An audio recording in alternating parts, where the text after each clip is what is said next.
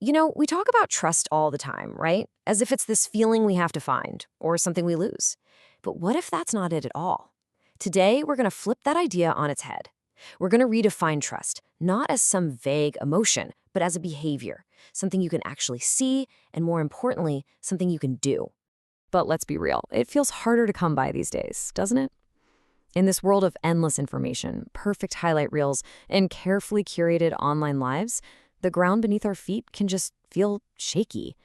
It's like we're all a little more guarded, a little less sure of where we all stand with each other.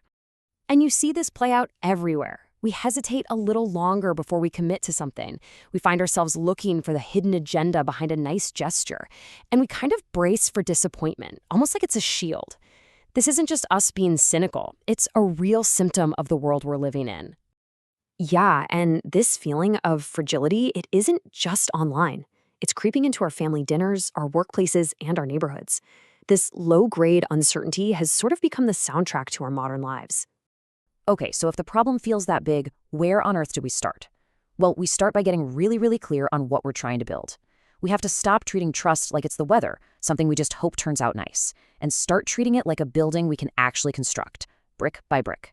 So here it is, the big idea.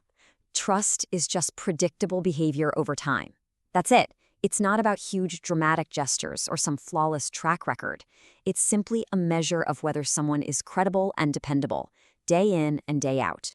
And this is where we really cut through all the noise. See, trust isn't blind belief, and it's definitely not demanding perfection from people.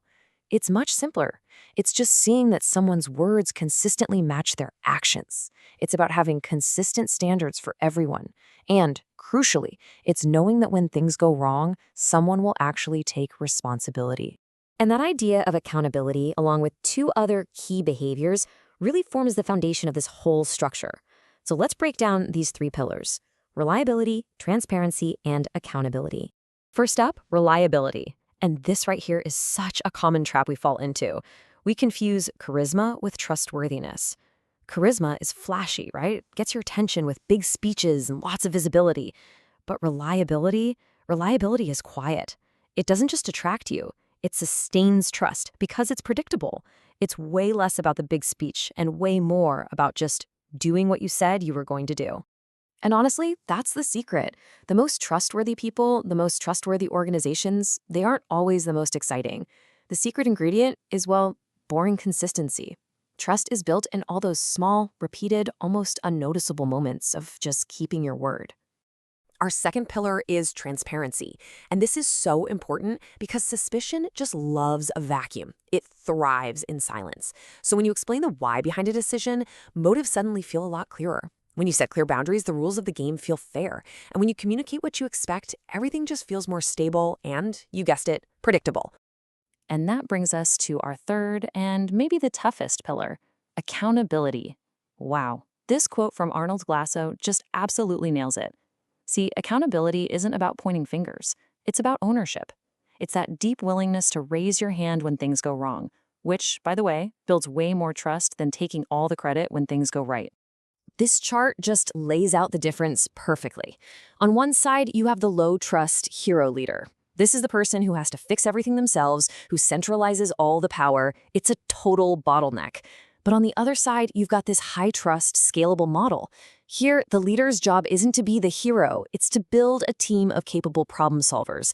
It's about shifting from high control to high clarity and rewarding good judgment, not just blind loyalty. Now, these individual behaviors, they're powerful on their own. But when an entire group of people starts acting this way, the effect isn't just additive, it's exponential. The behaviors start to compound on each other. Think about it like this. Trust is a kind of invisible capital. Every single time a promise is kept, a mistake is owned up to, or a decision is explained, you're making a small deposit into a shared bank account. And over time, that account doesn't just grow, it starts earning interest. And that capital pays out some very real dividends. In high-trust environments, cooperation just gets easier. People are more willing to take smart risks because they know the team has their back. And that accelerates growth. When conflicts pop up, and they always do, they get resolved way faster because everyone starts from a place of assuming good intent. And this, right here, is the fundamental rule for rebuilding trust. You can't just impose it from the top down. It doesn't work that way. Trust has to scale from the local level up to the global. A company can't just send out an email saying, "Okay, everyone, trust us now." It's impossible. But a single manager who is consistently reliable with their team, that trust builds, it spreads, and slowly it can start to change an entire culture. It has to start small. So all of this brings the whole issue right back to us, and not as some heavy burden, but as an incredible opportunity. It gives us a real sense of agency in a world that can feel pretty chaotic and out of our control. I mean, you can't force a giant institution to suddenly become transparent. You can't make the entire world more predictable overnight. So, what's actually in your power? What can you control? You can control your own behavior. You can control your consistency. You control your transparency. You control your accountability and your reliability. In a world that feels so out of control, these are the levers that are always, always in your hands. And this is the final, most essential piece of the puzzle. You cannot argue someone into trusting you. You can't demand it or force it. Trust isn't won in a debate, it is earned slowly through the steady, quiet repetition of trustworthy actions. And that's how the work gets done. Now with a big announcement, but with the quiet choice made over and over again to just be predictable in a very unpredictable world. Trust rebuilds one action at a time. And because it's built so quietly, well, that's also how it lasts.